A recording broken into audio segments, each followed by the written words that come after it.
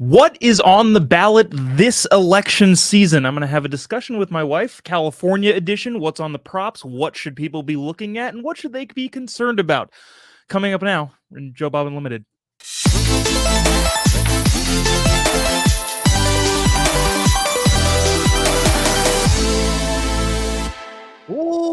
Live from the dingy bunker, the dingiest of bunkers. Thanks for tuning in on today. It is October 20th, the year of our Lord 2022, an evening show that we're doing today.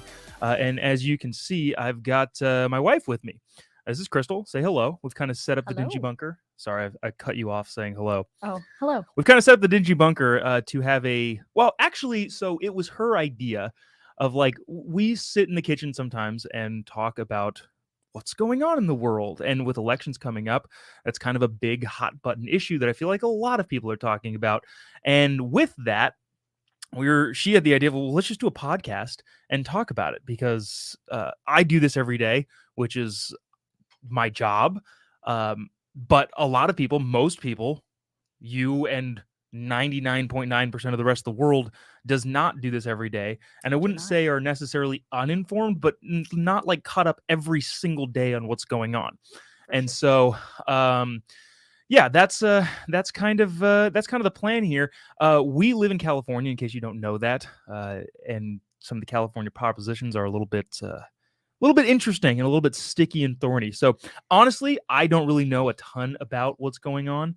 And so we've just pulled up the props, and we're going to go through them and talk like we would if we were sitting at dinner trying to figure out how we were going to vote. And do you have anything to say? Sorry, I feel like I've been talking the whole time. Nope. I think you covered it. I think, no,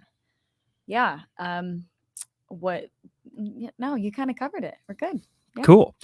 So with that, I guess, actually, okay, wait. So let me, I'm curious about this.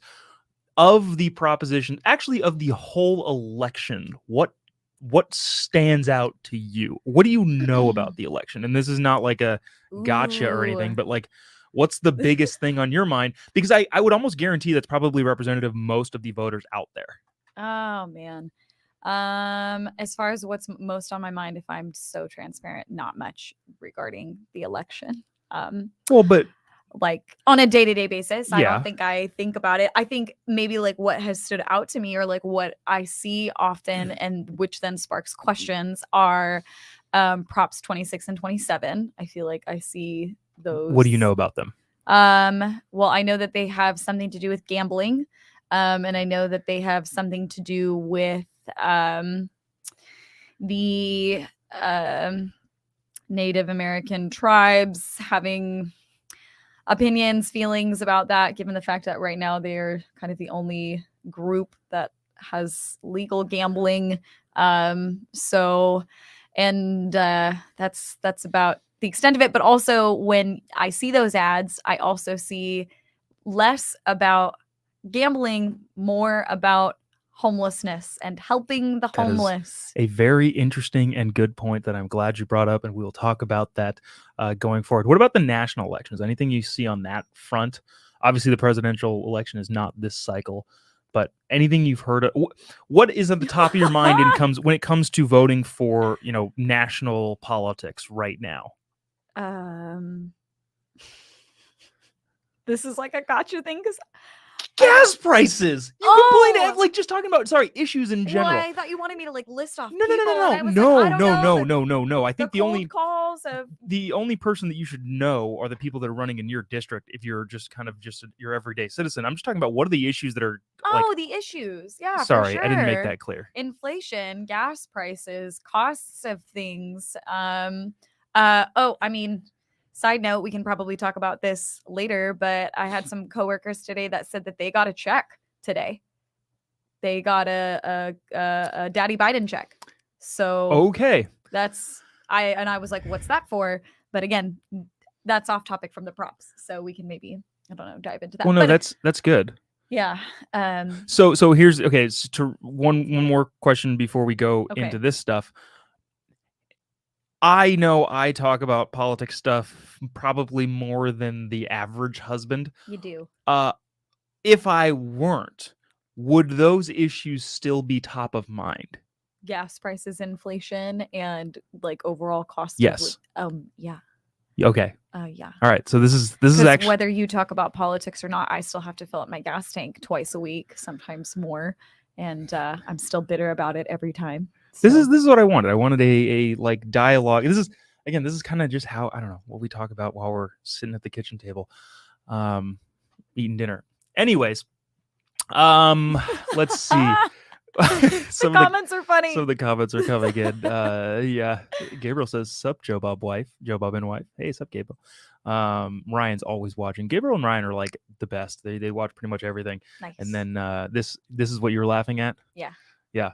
Jobob, you talk much more submissively with your wife. Yeah. We know who wears the pants in the relationship. It's fine. She's the boss. The opinions of me does not necessarily reflect the opinions of the management when it comes to things. Anyways, all right, want to dive kind of into this, and I was trying to figure out the best way to do this. So you have a proposition. Again, sorry if you're not in California, this may not be all that exciting to you, but at the same time, I feel like there's a lot of people, including friends of ours, that might get some sort of value. Okay, but also, it'd be like, I don't live in the land of Hunger Games, but I still want to watch the Hunger Games. So okay, I'm grateful it's not my hometown, but it might still be interesting for those of you who are not in California. We talk about this on the Daily Caller show quite a bit because I know you watch every single morning, never miss an episode. There's a funny story about that, but we talk about the idea that laboratories of democracy are an interesting thing in that a lot of the states, the way the federal government was designed was to have states try stuff. Right. And so with that, if California is trying stuff that goes badly, it is good for the rest of the country to pay attention. True. And, so you all don't also crash and burn. We're like the guinea pig state. Yeah. Not in the best way. Why? Why do we have to be the guinea pig state? I don't know. Ask Gavin. Anyway, so to get into some of these stuff, actually, wait, really quick. Before I made the joke about Crystal watching the show each and every day, but I think I am supportive. When the day Putin invaded Ukraine, which was what, March or February of this year? Sure. Crystal comes into the living room before I left for the studio and said, "Hey, I have a question. How do I watch your show?" And I said, "Babe, I've been doing this show for almost 8 months now. You've never watched a single, you have no idea how to watch it?" She said no. I think it's good to separate business from pleasure. Yeah, no, that's fine. That's all fine. That's fine. You also film right when I'm getting in my car to drive to work. Yeah. No, and that's a good excuse. It's great. Okay. Anyways, to get into these props, we kind of figured the best way to do this is kind of go through what's on all of the different mediums. Ballotopedia is like one of the best things that I think of, but Crystal has in her hand the what is that? Read what that is. So it is our general election. You're on this camera right now. There we go. Our general election book that we get in the mail that gives you what all the names and nice lengthy explanations of all the props with the arguments for and against. Okay. Before we get into those, I feel like there's something that people should know about this. And this is not from a political commentary standpoint. It's from I was a consultant for a long time and ran or was involved in these sorts of things. There's this thing called title and summary. When you put something on the ballot, you have the title and then the summary. It's pretty self-explanatory.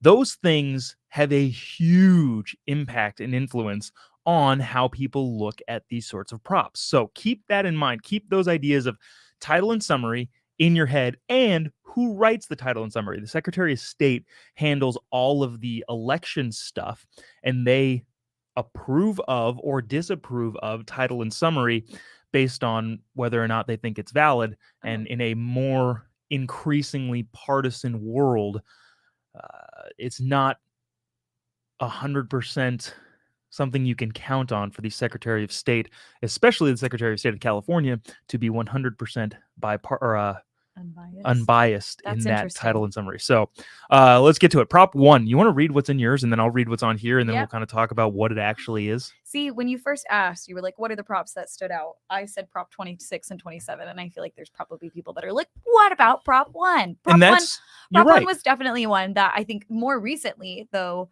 I've been seeing more just kind of on the news or being talked about.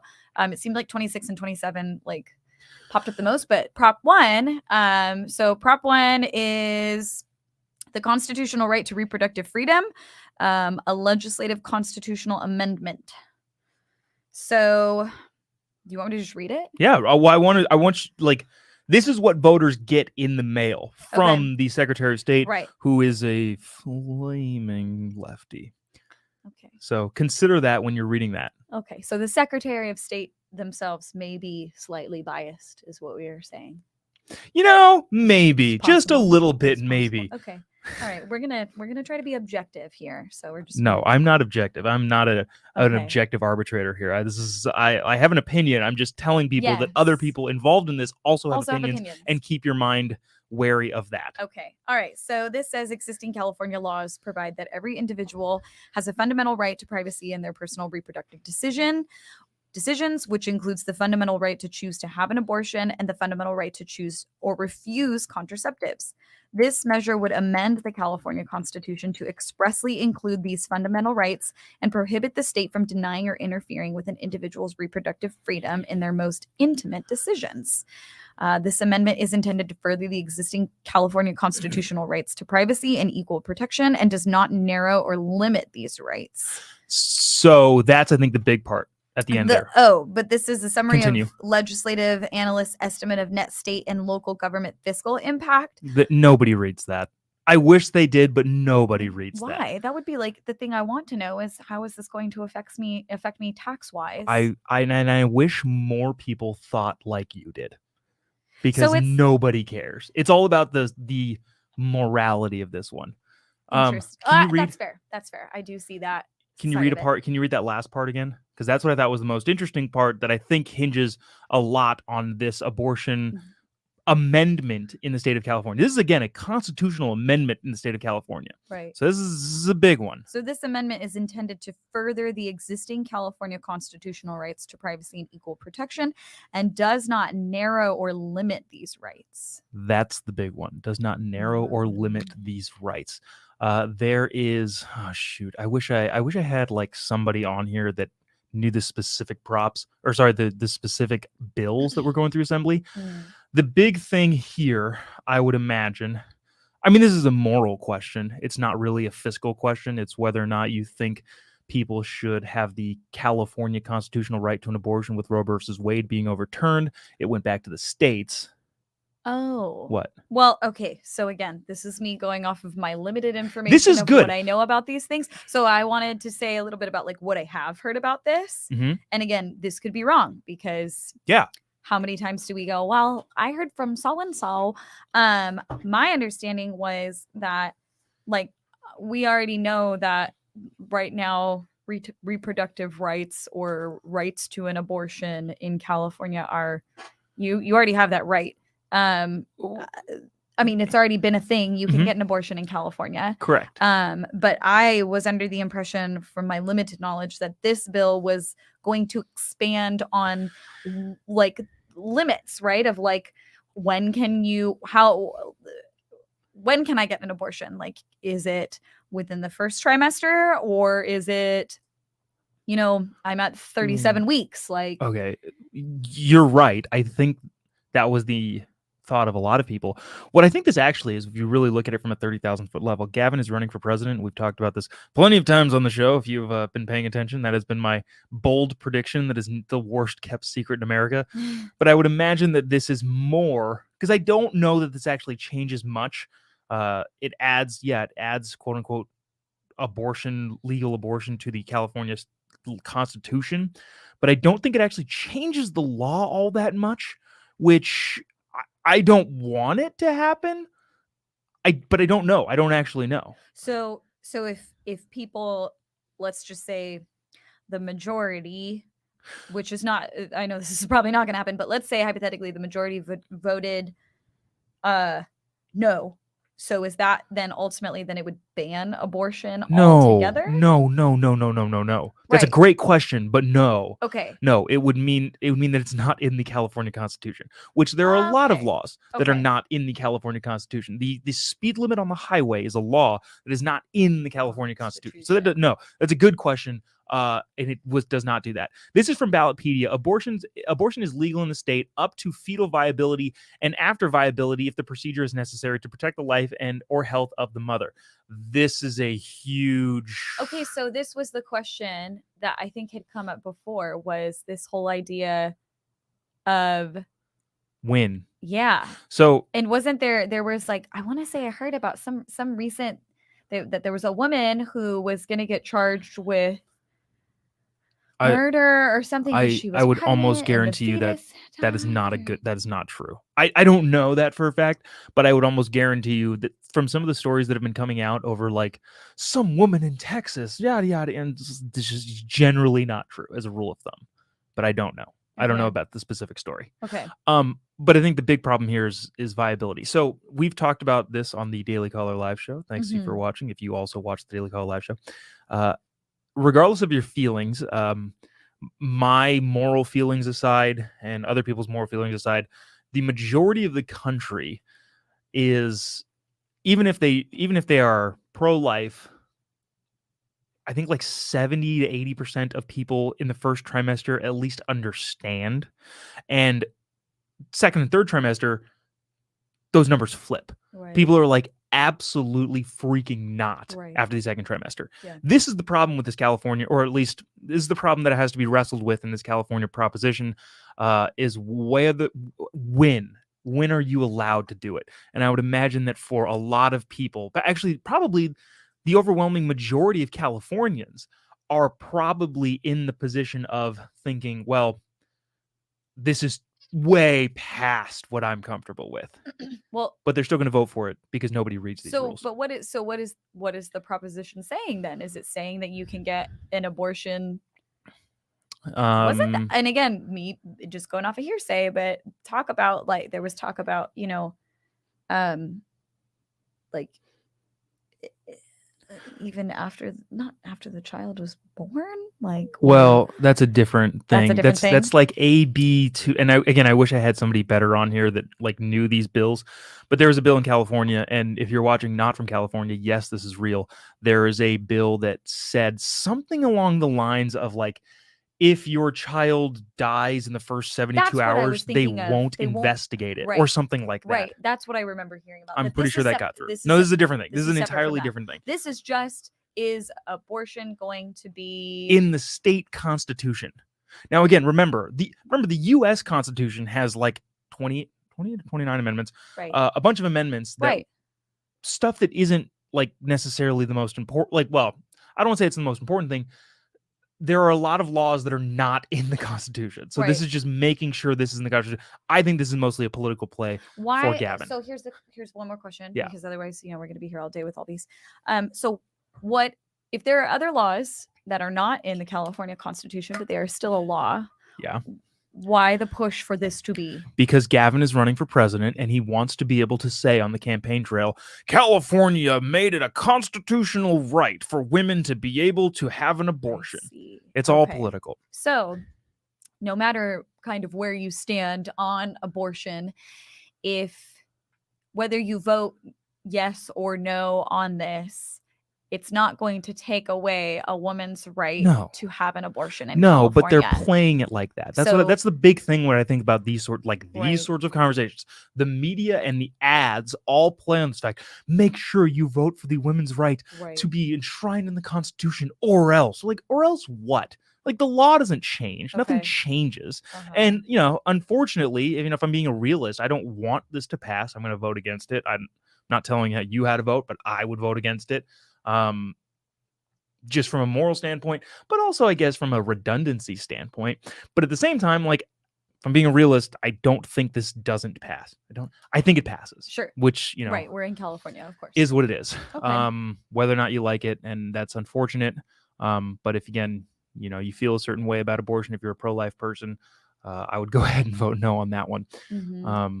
If only for the sake of it doesn't, like, California's not going to change their actual laws. Okay. So you're not really giving a whole lot of hope to the pro-life people out there, but that's okay, I guess. Oh, it's and that's sad, but that's what it is in California. I Sure. mean, we had to, be realistic about Sure. things. Yep. And Absolutely. I hope by some miracle the state of California is like, oh yeah, this doesn't make any sense to have as an amendment to the Constitution. That doesn't make any sense. But I just don't see that happening, especially when you have hospitals that profit off this stuff, making a lot of money, and therefore putting a lot of money into it. People have commented that a couple of times. Everything is a money grab. It is. Yeah. Yeah, we can go through some of the how about you read the comments while I talk about the next one and see if there's any ones that we should bring up here. Let's see, where am I? Ballotpedia. The next one is the proposition is gambling, which I think is a fascinating one. Okay, so these two propositions, Proposition 26 and 27, in the state of California, I think are freaking fascinating. Not because what they're going to do, but because how they're being spun in commercials. Now, you talked about this a little bit beforehand. Yeah. What is your takeaway from seeing the commercials and the billboards? What is Prop 26 and 27 going to do? If I was going off of what I saw on the media, pretend that I'm not in this conversation. Okay, and I'm just going off of not doing any deep diving into these myself and going off of what I've seen. So, interestingly, I think what I have seen, I remember one that stood out the most to me was they were interviewing this woman who was talking about her experience in I think like a transitional housing program, or she was like in recovery, and she was so grateful for this program that provided her with, counseling and housing and all these resources. And it nowhere in the video was there anything indicated about gambling, but it was talking about how if you vote, I think it was if you vote yes on this bill, all of the tax dollars will go to fund more programs like what this woman was in, and what an impact you can make on helping people get out of homelessness and overcome addiction and live a life in recovery. I think one of the great parts about being able to do this sort of thing like live is, while you were talking, I pulled up an ad. Now, I haven't seen this ad before, but if you live in California, you've seen these ads all over the place. And I just want to watch this one because I think this could be interesting. I've been working. Here, let's see. Hold on. Let's make this theater mode. There we go. Just watch this and see if this gives you any indication of what this stupid thing is. Fight homelessness for over 25 years, and I'm urging no on Prop 27. Out-of-state gambling corporations are trying to take advantage of California's homelessness crisis with their Prop 27, saying their measure to legalize online sports gambling will solve homelessness. But turning every cell phone into a gambling device would only result in more addiction, more financial ruin, and more homelessness. Please join homeless advocacy groups across California. No on 27. Okay, so notice this. What did you point out? You pointed at something. Who it's paid for by. Who it's paid for by is by the major committee sponsorship funding by the Federated Indian, California Indian tribes, all the California Pechanga, tribes. Yeah. So there's that. Here, hold on. Let's search Prop 27. What are they? Oh yeah. Maybe it's tribal sovereignty. That's the term that comes up a lot. Yeah. This is the biggest load of crap. And I don't know that we're going to be able to find these commercials because they're like I don't know. What's that yes on 27 one? If it has sports betting, this is an ABC News thing. I don't know that we'll be able to find these commercials. Bottom line here, and maybe I'll keep looking while we keep talking about this, but the bottom line here is that the yes on is this 27? Here, you want to read it? So the yes on 27 is advocating for ending homelessness in California. The no on 27 is trying to advocate for protecting tribal sovereignty. Right. The bill is about gambling. Right. Nothing to do with tribal sovereignty or homelessness, but for some reason, people don't care enough in the state of California to look up the stupid bill that they think they can get away with it. And I guess they're going to. Like, one of the sides is going to get away with saying this is going to either end homelessness or is going to stop infringing on the Indians' rights. Yeah. Like, none of the... Well, I think, too, I think these were the bills that kind of sparked wanting to talk about this, because I know, obviously being married to you and that you have been involved with political campaigns in the past, we've talked a lot about how the title of props are extremely misleading, because they don't, or the way that they are described, or the way that they are advertised, often doesn't have much of anything to do with what the prop is really about. Literally nothing. And I remember I had asked you, how is that legal? Like, how can you put up a bill that's called the Safe Neighborhood and Better Schools Act, and that bill is actually just about, what was that one about? That was one Prop about 47. So Prop 47 in California, if you're again new to California politics, this is how things work here. Let me see what Prop 47 here. Prop 47 eliminated the need for bail for right. and they lowered the felony crimes Right. That's to right. misdemeanors Yes. if the crime was less than like $950. Yeah. So you could walk in. This is, again, people not watching in California. This is actually law in California, and actually what happened in California. Yeah. Prop 47 was voted on by the people, and it lessened theft and like violent crime from felonies to misdemeanors. So if you stole anything, or any vandalism, anything was worth less than $950, it was no longer a felony, it was a misdemeanor. Okay. Guess what they called that? You're reading it right here. They called that bill the Safe Neighborhoods and Schools Act. Wow. Yeah, that was the one that I think got me. And from then moving forward, I've just been so skeptical of every proposition that comes out. I'm like, okay, it says it's this, but what is it really? And I just think too, the only reason why I know that was, I don't want to say the only reason why, but like, was from talking to you about it, hence wanting to do this, so that all of you people who might be watching can also learn. And I don't want to say like be skeptical and like question it all, because I don't know, that's where I'm kind of at, is I may not know as much as you do, but I feel like I'm at least stopping and being like, well, wait a second, before I just say, I want to help the homeless. And that's good. Like, right. Well, okay, so going back to Prop 47 really quick, who would vote against safe neighborhoods and safe schools? Only crazy people. Only an insane, heartless, cruel, horrible, bad person would vote against safe schools and neighborhoods. But interestingly enough, Prop 47 did the exact opposite. It made everything less safe, including neighborhoods and schools. So yeah, that's why we get into this whole like Prop 27, Prop 26.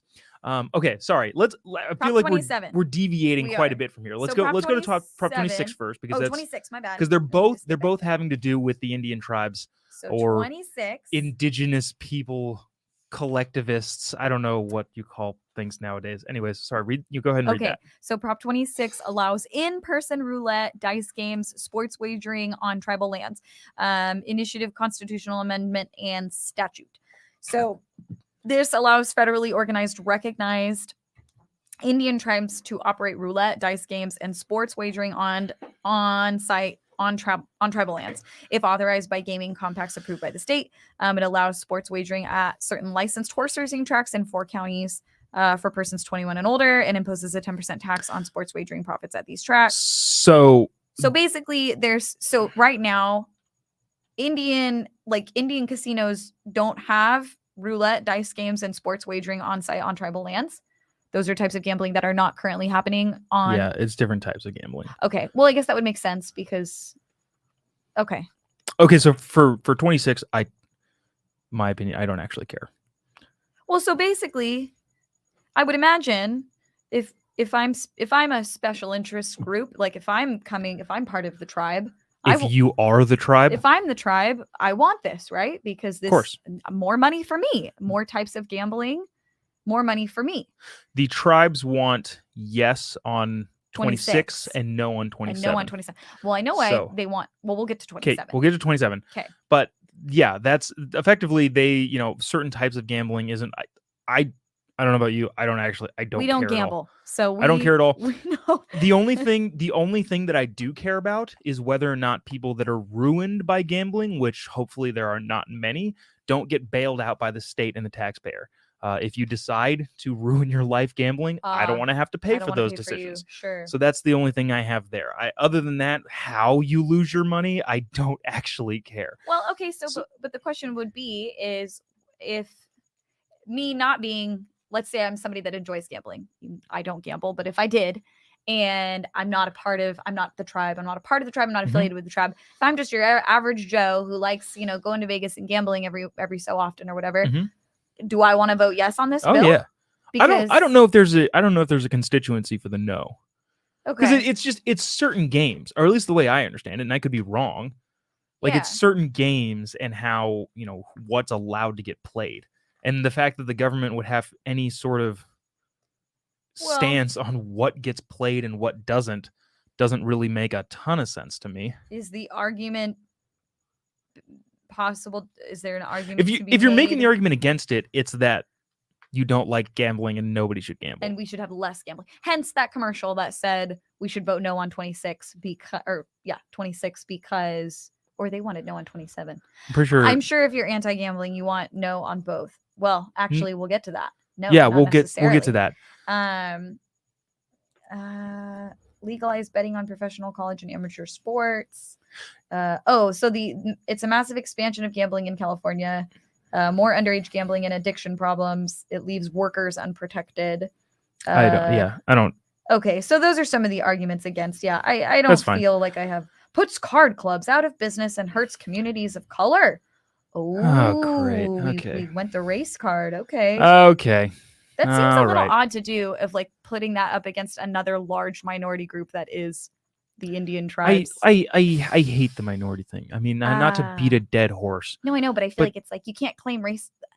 The woke will say that you can't a person of color can't be racist against another person of color. So you can't really say that the Indians are being racist against. I don't care. I can't even muster up the fake outrage. Oh, there's something about COVID in here too. Okay, that's fine. Let's go to Prop 27. 27. Prop 27 is the most is the actual interesting one, because what it's doing is actually okay. Why don't you read Prop 27 really quick? All right. And then so we're clear. I have thoughts. 26. And also, sorry. Just FYI, I don't. We need to like condense these down because we've gotten through 2. Ooh, and it's 6:45. All right, we're gonna hustle. So 26 was in-person gambling. 27 is online and mobile sports wagering outside of tribal lands.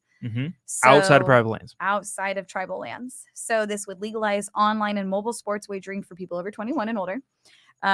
Such wagering may be offered only by federally recognized Indian tribes and eligible businesses that contract with them. Individuals placing bets must be in California, not located on tribal lands. Requires licensing fees and imposes a 10% tax on sports wagering. Increased state revenues, possibly in the hundreds of millions of dollars, but likely not more than. Oh, sorry, that's just the net impact, or the fiscal impact. So overall, it's legalizing online gambling. So like DraftKings, FanDuel. Aren't those already legal? Isn't DraftKings already a thing? Kind of. Okay. This is me not being a gambler. This is me not being a gambler either. I don't actually know I don't know what you can do in California. Basically, a yes vote supports the legalization of online mobile sports betting for persons 21 and older, yada, yada, yada. And a no vote contains it to the Indian tribes. So what this is doing, and trying to be cautious here. The Indian tribes, the Indian casinos in California make so much money that it is not even comprehensible.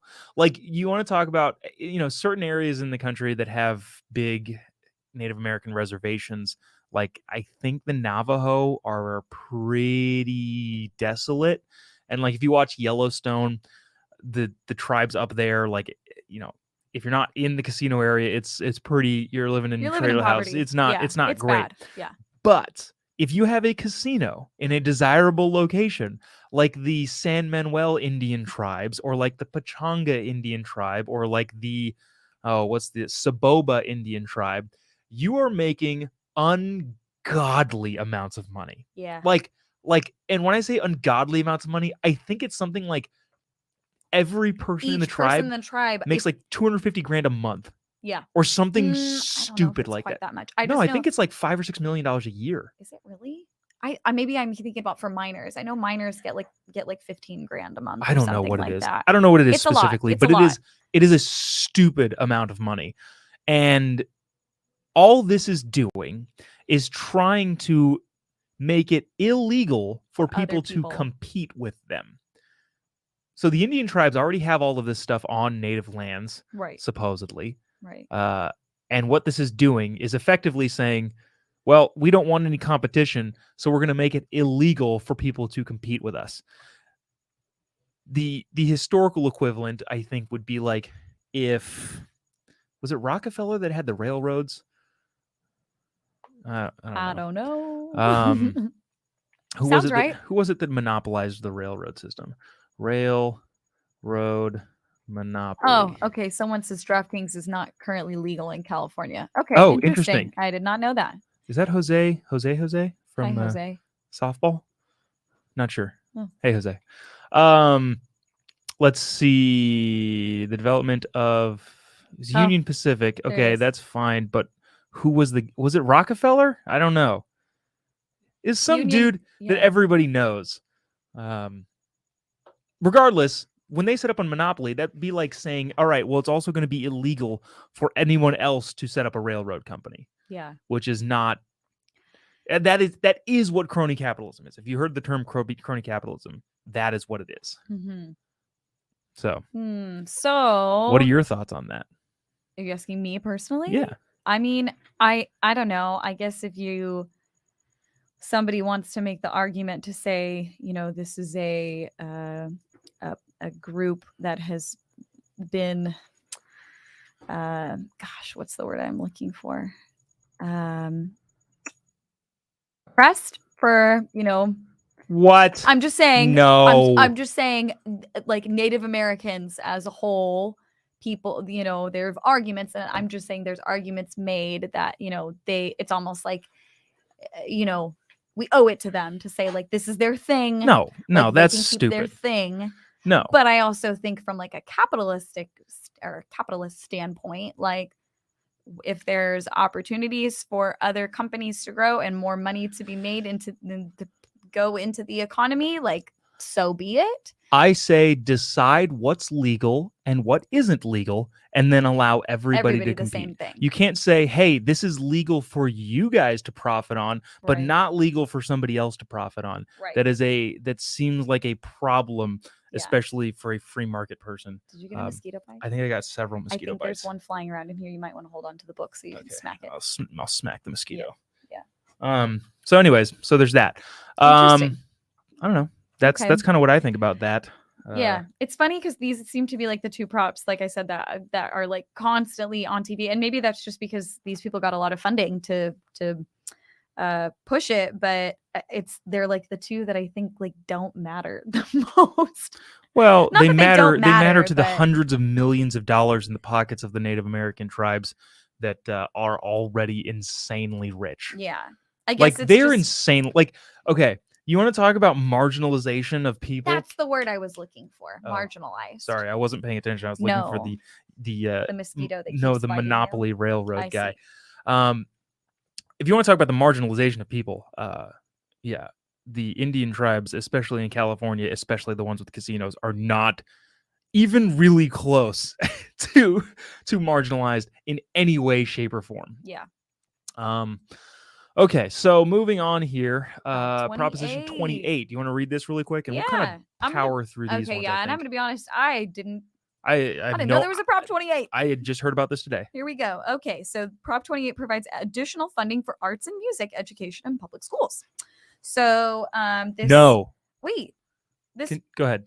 This provides additional funding for arts and music education in all K through 12 public schools, including charter schools, by annually allocating from state general fund an amount equal to 1% of required state and local funding for public schools, allocates greater proportion of the additional funds to schools serving more economically disadvantaged students, and schools with 500 or more students must spend at least 80% of the funding to employ teachers and remainder on training, supplies, and education partnerships. I'm a no. I'm just an inherent no on anything that adds more stuff to the budget. This is exactly what we just talked about earlier. Oh, it I does. The think. last one says requires audits and limits administrative costs to 1% of the funding, but I just don't know if I believe. BS. I don't know if I believe it. I don't. So this is like, to me, and I don't know what you think about this, but remember the Safe Neighborhoods and Safe Schools Act? Yeah, this one sounds too good to be true. This one sounds like that to me, just on its face. Anytime we're adding something, you generally see, oh, schools or this or whatever. It's always schools, this, education, that, because that has a pretty unanimous consensus of, yes, we do like schools and education and children. And so anytime they want more money, they put it on the backs of kids. Yeah, that's what I was thinking. I feel like they are used to tug at your heartstrings because, yeah, who's going to say no to more music and art programs for kids? You don't want to help the poor little children? Oh, I would love to help kids, especially in California, because California kids have fallen behind further than most everybody. Right. But it never goes to the kids. Yeah. It never has anything to do with kids. It always goes into the general fund. They even mentioned that it was going to get pulled out of the general fund, meaning that they're going to tax more people and pull it into the general fund, and then they're going to just use it for other stuff, like the massive unfunded pension liabilities the teachers get. Like that might be more of what it's actually going to go to. So there's that. So I would say I'm a no. And I think on paper, I don't want to be a no, because I do think it's important for kids to have arts and music and extracurriculars in school. But unfortunately, I just feel like, at least in our state, the government has shown that they don't allocate money in a clear and effective way. There's all this money that just goes into a big pot, and they say it's going to go to great things, and then you never see it again, and you never see what it actually goes to. So from I'm fiscally conservative standpoint, it would probably be a no. Okay, so Proposition 28 and a half actually restructures the federal government and the Treasury and forces them to make audits on themselves and do everything. It's called the Do You Want to Punch Puppies in the Face Act. Yeah. Yes or no? Ooh, vote yes or no. I love puppies. Oh, so you're going to vote no on the Punch Puppies in the Face Act? Exactly. That's what this is like. I don't know if that was the best analogy. But that's effectively what these things are saying. So do you want to raise money for kids? But here's the thing, though. I feel like what needs to get conveyed for this one too is if you feel, and this is not a podcast to tell anybody how to vote, but I would say if you're like, oh man, well, that sounds good, voting no on this ballot doesn't make you not support kids or extra music and art programs. It's just, I don't know. Michael Morse says, Sarah McLachlan's in the arms of an angel, LOL. That's literally what these bills are, effectively. I don't know. I would just say, if you vote no on that one, that probably means like, hey, we have a lot of money already. Let's allocate it and be more responsible with how we spend it. Here's another good one. Take them out in the backyard and throw the ball with them and get them off their tablets. Yes, yeah, Ryan. There's also just that. Maybe we should just do that. Yeah. So. All right, next. Next, Proposition 29, healthcare is the healthcare. Okay, this is another one. Does anybody, for all of you people that are like me out there, where you kind of just see things each election year, dialysis. Every election season, dialysis. This is the 4th time Californians have voted on dialysis in the last 4 years. Okay, let's explore 3 cycles. Why of all the medical things? So Prop 29 says it requires on-site licensed medical professional at kidney dialysis clinics and establishes other state requirements. Ooh, okay. So it requires physician, nurse practitioner, or physician's assistant with 6 months relevant experience on-site during treatment at outpatient kidney dialysis clinics. It authorizes exemption for staffing shortage of qualified medical professionals available through telehealth. It requires clinics to disclose to patients all physicians with clinic ownership interest of 5% or more. And it requires clinics to report dialysis-related infection data to state, prohibits clinics from closing or substantially reducing services without state approval, and prohibits clinics from refusing to treat patients based on source of payment. So, okay, my understanding of this is right now dialysis clinics are private entities, right? Like and this just wants to make them overseen by the government. or the government has more of a hand in I don't these know anything about things. this, but I would almost guarantee you, It if you were just looking sounds into like the more money. if you were looking into the funding of it, it sounds like what it sounds like is a union push. It sounds like the healthcare workers unions want more money, and they want to raise the barrier to entry for people to get into their field, and therefore wages go up, and therefore union dues go up. So the unions, it would seem, want to have more power in this dialysis treatment, and with more Okay, power comes more government oversight. tell me if I'm wrong, but if you have to have all of these, I'm gonna It assume will that. get more expensive. Yes, Yeah. that's the argument. Yes, and you are correct. So I would say no, because I I so don't okay. know. I'm not saying I would say No, no, no, but no. I am no on pretty much everything. right. Anything the government puts forth in, I just reactively say no to it, unless there's a good argument to say yes. It's like innocent until proven guilty. I Sure. am a no until proven yes. So this one also, yeah, just kind of the more regulation that you have on this sort of stuff. Well, and I don't want to generalize this to everything, but it seems like most things, when the government gets involved in more things, that thing gets worse. However, do you mean? Hmm. No, I don't you're know. right. You went to the DMV the I other did day. go to Tell the us DMV about the that other day. experience. No, yeah, I just yeah. So I guess what would be the argument yes for it? Why would someone say like yeah, like people will be safer because they have more clinicians on standby or whatever. okay. But it would really cost the A institutions lot more more, money. which they would charge the insurance companies more. And since Right. California can negotiate with the insurance companies now, I Prices think, of everything would just go up. yeah, Wow. and that's, but the unions would make more money, and that's their entire goal. I see. I Okay. think. There it is. All right, are we on to the next? No on everything the government tries to do, except if there is a good argument. Yeah, I like that, Ben. Yeah. Thank you for that. And I think that's the key, right? Is just be open-minded to hear what those other arguments might be. Unions make everything But cost more and don't pay accordingly. Yeah, tends to be the case. Interesting. Yeah. Okay, so yeah, I'm kind of a no on that, just reactively. And if someone wants to bring a better argument for me of why we need to regulate dialysis, also this I feel like is something that people just don't realize, is the market regulates things pretty well. Yeah. Like if you go to a dialysis center and have a terrible experience because the staff is there, Yeah. you don't like them, Right. you won't go back. Right. Like that's the whole point of the free market. Right. And if they suck at what they do, you won't go back. And if, hopefully nobody gets hurt in the process, but I can't imagine that anybody would stoop to that level, because then you have liability. Yeah. Like insurance regulates the market pretty well also. Yeah.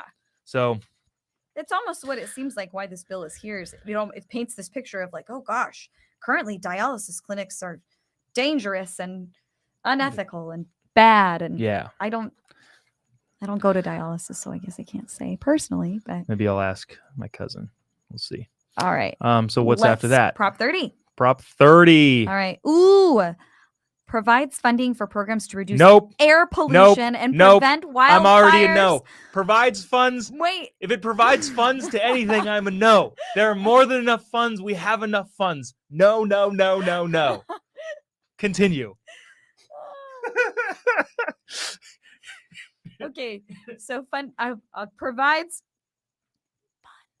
funds for programs to reduce air pollution and prevent wildfires by increasing tax on personal income over $2 million. Nope. Oh, oops. Hit the little wrong Sorry. button there. No. Nah. You know what I think is funny about these though is it they always starts at $2 million, no, but I then was never gonna say gets they to $2 always million. get you with like the millionaires will pay for it, and I think I know a lot of people that believe that. They're like, well, these people make so much money, like why can't they pay more in taxes? And I feel like we've talked about that, and don't they already pay a lot in taxes? Well, they already pay a ton in taxes, and two, it never stops there. Well, like a bunch of I think the income tax. Yeah. Was the income tax? Oh no, actually I've got it the reverse. It was Social Security. Social Security was only supposed to go to like the bottom 5 or 10% of Americans when they retired. And then it got the bottom they need more people and then it got to the 20%, and then all of a sudden now every single person in the country gets Social Security.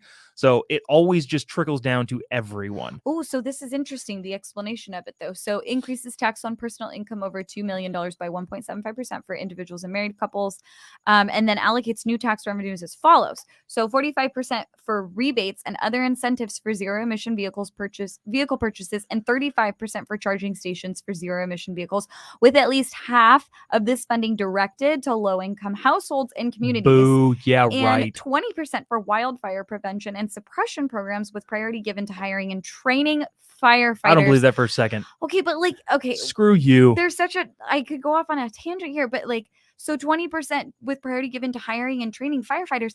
It's not a matter of needing more firefighters. It's about less fires. You know how hard it is to get a job as a firefighter in California?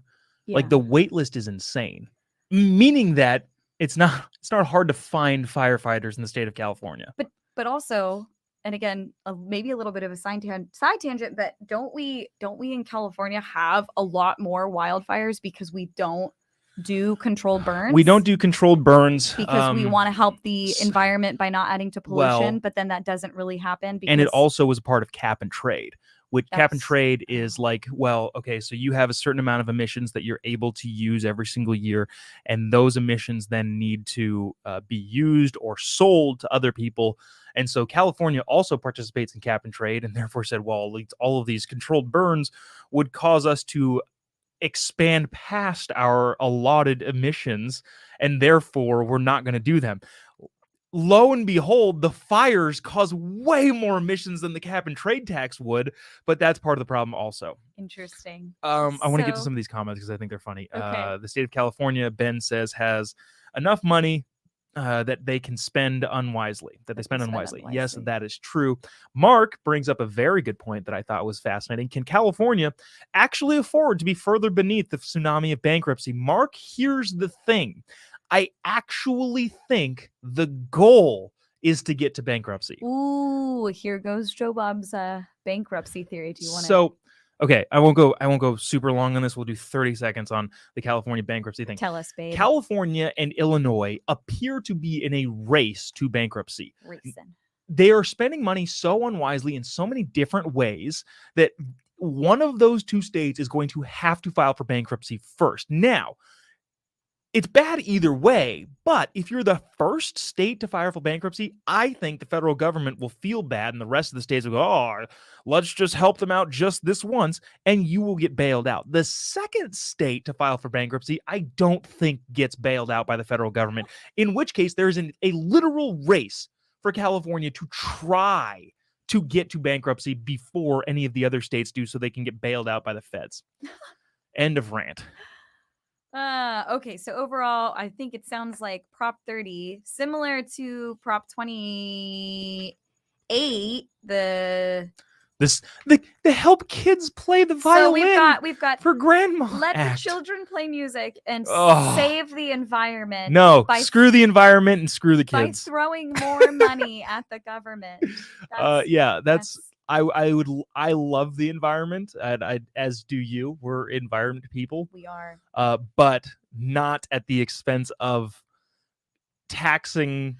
You know what? The thing though too is if I genuinely saw like that the government utilized money in the past for other ballot or other props that have been like this, and it's been effective, and we were really able to make an impact on the environment and everything, then I would probably be like, yeah, like sounds great. But the problem is, it's like, I don't know. It's like if you've got a friend who keeps bailing on you, and then at one point they say you want to hang out, you're gonna be like, no. And then you're like, oh, well, you're a bad friend. You don't want to hang out with me. It's like, well, because every time I say yes, you bail. There was an orange real estate developer / reality TV star that eloquently said, sounds good, doesn't work. Yeah. So there's that. Uh-huh. There was another point that I was going to make, but that's okay. Who is that you're talking about? President Donald Trump. That's who said, sounds good, doesn't work. Who's that? He was actually a reality TV star. Real yeah. estate developer from New York. His name's on some of the ice rinks. Yeah. Oh, he's got that nice hotel He's got a couple nice yeah. hotels. Oh, Yeah. okay, cool. Nice golf course too. It's very nice golf courses. Yeah, cool. I'm not sure if he did anything else with his career, but Yeah, he does Good real have some estate, nice though. real estate developments. Cool. All right, Proposition 31, last one here. All right, here we go. Try and keep this under an hour. Prop 31. Okay, Prop 31, another one that I don't really know. I have no idea what this is. Here we go. Referendum on 2020 law that would prohibit the retail sale of certain flavored tobacco products. Okay. So again, this is another one for face value. I think like, okay, yeah, like I would like to limit the amount of flavored tobacco products that go out because you see all this stuff about all the kids that are vaping and everything now. So, but then of course Is that a government thing though? But I was just saying, like, Isn't that I just don't a know. bad parenting thing? Okay, so let's read it. As non-parents, we're going to lecture you on how to parent your children. Of course. A yes vote approves and allows to take effect a law enacted by the state legislature in 2020 that prohibits the retail sale of certain flavored tobacco products and tobacco flavor enhancers. And it excludes from prohibition certain premium handmade cigars, loose leaf tobacco, and shisha tobacco products. Sold by excludes from prohibition. What does that mean? Excludes from prohibition certain premium. So they're prohibited now, but it excludes them from the prohibition list. I think they're saying excludes from prohibition. Like you can still have those things. Yeah, so, like, that's what I think. Handmade cigars, loose leaf tobacco, and shisha tobacco, which sounds like it's for hookahs. Those are still going to be okay. But no retail sale of certain flavored tobacco products, including but not limited to cigarettes, e-cigarettes, chewing tobacco, and snuff, and tobacco flavor enhancers. I don't know how I feel about this. I guess it's just, it's the morality side of me says like, hey, just don't smoke. And maybe if it's not legal, they don't need to smoke. Well, but also the free market me says, I do whatever the heck I don't care what people do. Right. Just don't make me foot the bill when you have some sort of disease later on in life. Yeah, well, and I don't know if this is important, but the net state and local government fiscal impact says it decreased state tobacco tax revenues ranging from tens of millions of dollars annually to around 100 million annually. It decreased. Okay. Okay. Yeah, it decreased state tobacco tax revenues ranging from. So it just decreased the tax revenue. This proposition is to repeal the contested legislation. So basically, the legislation already passed, and this is to repeal that legislation. I would imagine that big tobacco companies are behind this sort of thing, which... To repeal it? Well, okay, so to keep in mind here, getting something on a ballot measure or proposition is not cheap. Okay. You have to have massive amounts of signatures. You have to get a bunch of stuff in order to have this sort of thing on the ballot. So there has to be some big money behind repealing this. And I would imagine it would be some tobacco company that sells flavored jewels to kids. Yeah. And yeah, maybe I don't like this. I guess from a fiscal standpoint, it doesn't affect me.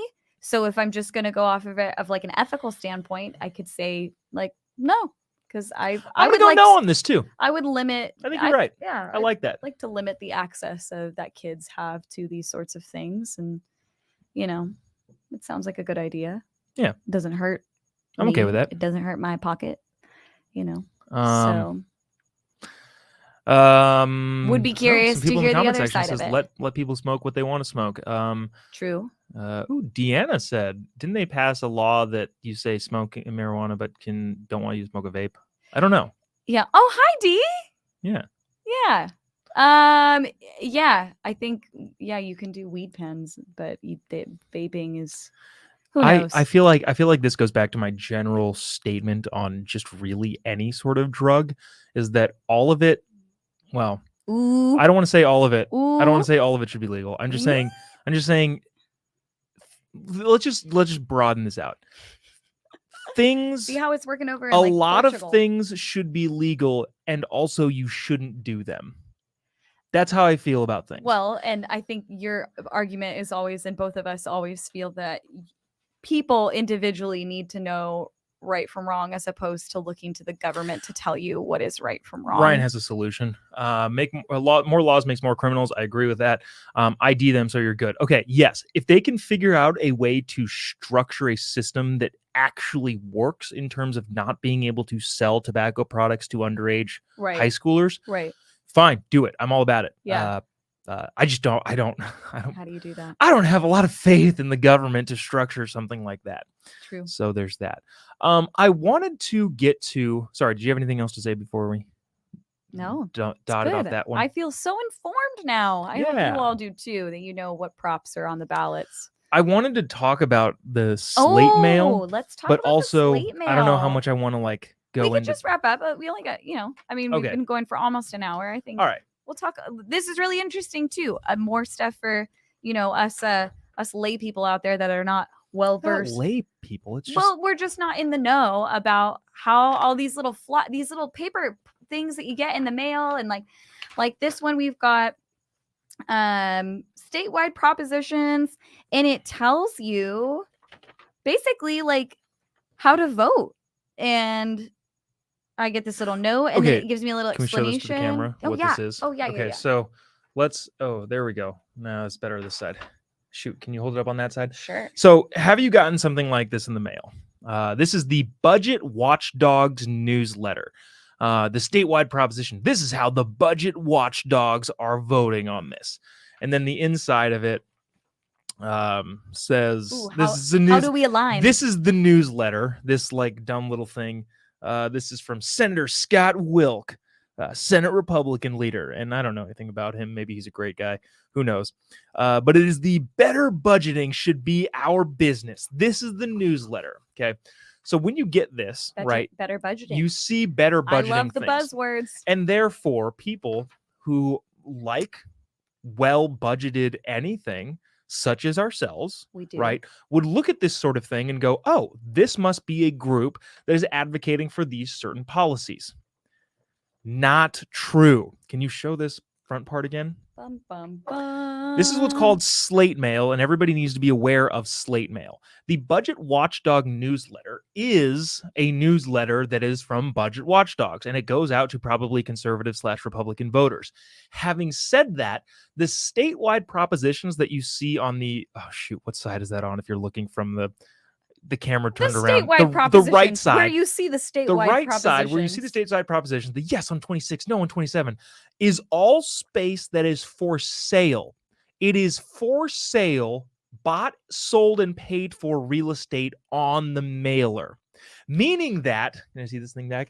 This Budget Watchdog newsletter is great. Like maybe they have some good information about being a budget watchdog, but they sold this whole space to the highest bidder who wants to pay them to put their thing on there. This is not some like, for example, like I've been considering putting out a voting guide, right? The voting guide would just be how I think about things, right? You specifically. Me specifically thinking about things, or you specifically thinking about things. Like maybe we'll put one together. This is the husband and wife voting guide, and it's just what we think and what we talked about here. And maybe we'll put a list out. Actually, we will. We'll put a list out on my website. I'll throw a link in the comment section at some point in case anybody listens to this and wants to get a recap of all of it. But on my voter guide that we would create, it would not have paid endorsements, meaning that, well, I vote no on Prop 29 because I got paid a bunch of money from the dialysis people, or I voted no on Prop 27 because the Indian casinos paid me $1 million. Got it. Right? That's what they're doing on these things. They're not actually what these people vote for. They're paid for. And again, you may like what's on there. You may not like what's on there. That's totally fine. But don't look at these things, this budget newsletter. There's also, I don't know that Howard Jarvis does this sort of thing, the Taxpayers Association, but we've gotten a couple that are like this. And I've been like, be careful of these things because you think that this must be how Republicans vote. There's police unions ones. There's the firefighters unions. They've got one vote for these. All of it is for sale. The highest bidder gets on here. And that is what you need to be aware of when you're looking at slate mail. If somebody puts out a voter guide, like if I think Larry Elder puts out a voter guide. Larry Elder puts out a voter guide. I don't know specifically, but I think because he's not registered to Slate Mail, it's probably going to be what Larry Elder actually thinks. That's cool. Which is fine. So you can find one from someone whose views you maybe already align with and look at like what their perspectives are. A bunch of the radio guys like Larry Elder, Carl DeMaio, a bunch of the radio guys in California put out their own voter guides. Again, I might, but know that a lot of people that put out their own voter guides are not taking money to endorse different things. But these sorts of things are. But these stupid things are. Slate Mail's bad. Let's see. And please remind us about your list on another channel. Yeah, I will do all of that. I will put up a list with stuff. Mark says great information. Thanks for pointing it out. Appreciate that, Mark. Thanks for watching. Appreciate you doing so. Well, that's it. Yeah. I feel like we covered some stuff. I feel more knowledgeable and a little bit more confident going into how far out? How many more weeks until the election? Like 3. 3 weeks. Okay. 3-ish weeks. Yeah. So there's that. And yeah, I don't know. I think it's helpful too, because I was talking to somebody else at work today and they were like, we were chatting and it was clear that we shared some views on things, but ultimately he said, I just don't vote. Boo. And I said, boo. And he, I think for a lot of people too, we feel, it's fair to say, when you live in a state where you feel like you maybe hold the minority perspective, then it's like, oh, what's the point? But I don't know. What's your rebuttal to that? To people who say, what's the point of voting? If my perspective is, even though you're married to a minority, you cannot hold the minority perspective. That was a joke. Well, that was a joke. That was a good one, babe. Thanks. I don't know if it landed. But anyways, it was funny. Ryan says, what's your wife's name? Crystal. My wife's name is Crystal. Here she is. I like her a lot. Thanks. I don't know. I think you should always vote. Yeah. I think you should vote regardless, because you never know too, especially in like primaries. Like if you vote in a primary, you hold the power of like 50 voters. Because nobody votes in the primaries. Really? Oh yeah, primary turnout is like so dismally low. Now, tell me if I'm wrong, but you have to be with a party, right? Like you can't vote in the primary if you're registered as an independent. It depends on the party and depends on the state. So I remember this because I got in an argument with the guy. Okay, so really quick. Last cycle, 2020? I voted in the Democratic primary. That's right, you did. Because I'm a registered independent, and so that was what I remember, because you can vote in the Democratic primary if you're an independent, but I don't think you can vote in the Republican primary if you're independent. So that is true. The Republicans closed their primary, and so I was not able to vote in the Republican primary. Yeah, but I was able to vote for the Democratic primary, which because I think I'm witty and smart sometimes, voted for yourself. No, I voted for Bernie Sanders. Oh. Because I figured of the Democratic field at the time, Bernie Sanders would have been the guy who could lose to Donald Trump. So I figured if Bernie gets more votes from me as an independent in the Democratic primary and he gets through, I think, especially the way the country was going at the time, I think Donald Trump wipes the floor with Bernie Sanders. I think he wipes the floor with pretty much everybody, except freaking Joe Biden, which that's a whole different thing. Good old. If Kamala Harris was still in the race, I would have voted for Kamala Harris. I see. Because if anybody can lose an election, it's Kamala Harris. So she does have some strength.